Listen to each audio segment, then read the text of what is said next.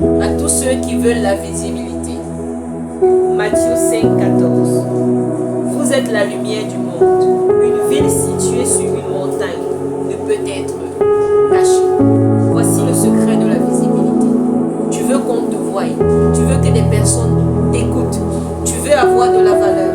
La Bible dit à ceux qui sont nés de nouveau, nous sommes la lumière du monde.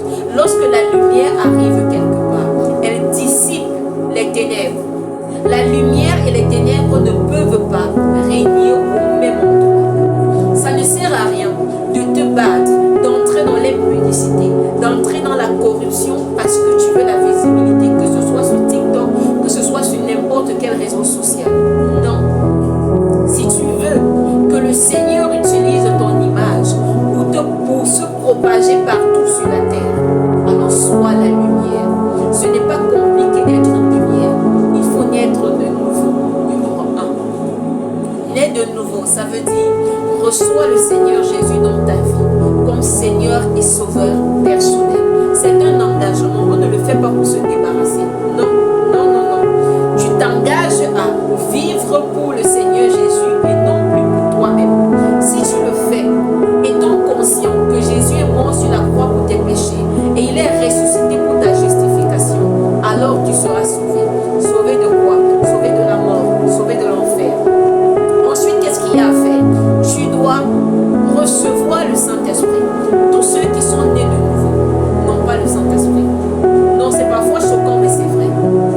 Il faut prier. La Bible déclare dans le livre de Luc que Dieu ne refusera pas son esprit à celui qui demande. Donc tu dois demander le Saint-Esprit et le recevoir. La plupart de ceux qui ont reçu le Saint-Esprit, ils se sont mis à parler en langue à ce moment-là. Donc si tu ne sais pas si tu as le Saint-Esprit en tant que chrétien ou pas, demande à la personne qui est peut-être à côté de toi, à ton dirigeant spirituel, je ne sais pas. Cherche quelqu'un de spirituel, tu lui poses la question. Et si tu n'as pas le Saint-Esprit, un homme de Dieu peut prier pour toi, ou même un chrétien peut prier pour toi, tu reçois le Saint-Esprit. Lorsque tu as reçu le Saint-Esprit, tu l'écoutes. Tu apprends à l'écouter.